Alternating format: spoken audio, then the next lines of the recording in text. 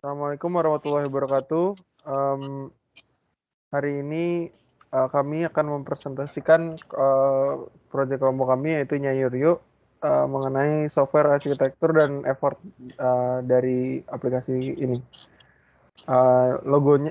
Slogannya yang kami ambil adalah di mana ada kelebihan, di situ ada kembalian. Uh, Kelompok kami beranggotakan Kevin, Rizky Perdana, Dani Octavian Elfarabi, terus ada saya Muhammad Lutfi Ferdi dan Rizal Atala Silmi. Bisa dimulai dari Rizal.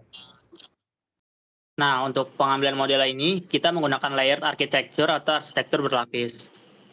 Next, untuk penjelasan dari layered architecture. Nah, jadi intinya tuh kayak dibagi jadi 4. Yang pertama ada precipitation layer, yang kedua business layer, yang ketiga persistence layer, dan yang keempat database layer. Nah, untuk seluruh komponen yang ada di dalam arsitektur berlapis ini dibuat ke dalam bentuk horizontal, di mana setiap lapisan melakukan peran tertentu dalam sebuah aplikasi. Salah satu kelebihan dibanding arsitektur lain adalah arsitektur berlapis ini memisahkan kepentingan antar komponen yang berada di layer yang berbeda. Pemisahan komponen di layer yang berbeda memudahkan membangun peran yang efektif, mudah untuk dikembangkan, diperbarui, dan dapat menghubungkan komponen dengan baik.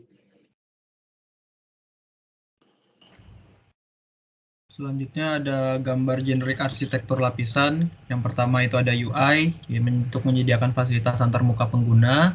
Terus itu kedua application layer, sebuah komponen fungsional aktivitas aplikasi. Terus yang ketiga ada third layer, manajemen antarmuka pengguna. Dan yang terakhir ada lower layer untuk pendukung sistem basis data atau OS.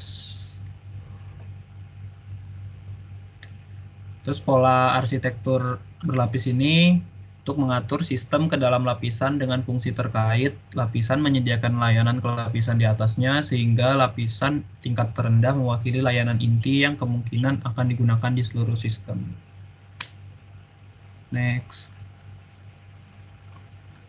Nah, oke, untuk selanjutnya yaitu sama, kita masih di dalam pola arsitektur berlapis, yang mana dalam polanya ini kita tahu sendiri dari deskripsi arsitektur berlapis itu mengatur sistem ke dalam lapisan dengan fungsi-fungsi yang terkait. Jadi lapisannya menyediakan layanan ke lapisan yang paling di atasnya, sehingga lapisan tingkat yang paling rendah mewakili layanan inti yang kemungkinan akan digunakan oleh seluruh sistem. Kemudian untuk contohnya sendiri dari layered arsitektur ini yaitu suatu sistem untuk berbagi dokumen hak cipta yang disimpan di dalam media penyimpanan. Untuk saat digunakan, kita juga arsitektur layered ini bisa digunakan ketika kita mengembangkan beberapa tim gitu dengan tanggung jawab masing-masing. Jadi tiap-tiap layernya itu terdapat orang yang bertanggung jawab masing-masing. Dan juga ada persyaratan untuk keamanan yang mana keamanannya itu multi level. Untuk keuntungannya sendiri dari layered arsitektur memungkinkan penggantian seluruh lapisan selama antarmuka dipertahankan. Fasilitas redundansi juga, misalnya autentikasi dapat disediakan di setiap lapisan untuk meningkatkan keandalan sistem. Kemudian untuk kerugian dari arsitektur layered ini, maksudnya kelemahannya gitu. Jadi lapisan tingkat tinggi mungkin harus berinteraksi langsung dengan lapisan tingkat yang lebih rendah di bawahnya gitu, daripada melalui lapisan tepat yang ada di bawahnya. Kinerja dapat menjadi masalah karena beberapa tingkat interpretasinya permintaan layanan diproses pada setiap lapisan.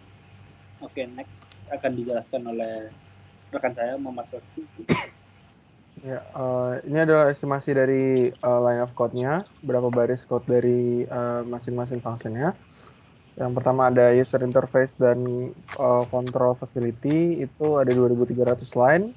Database manajemennya ada 3.350, computer graphic display facility-nya itu ada 4.950, peripheral control function-nya ada 2.100 line, dan design analysis module atau biasa disebut DAM,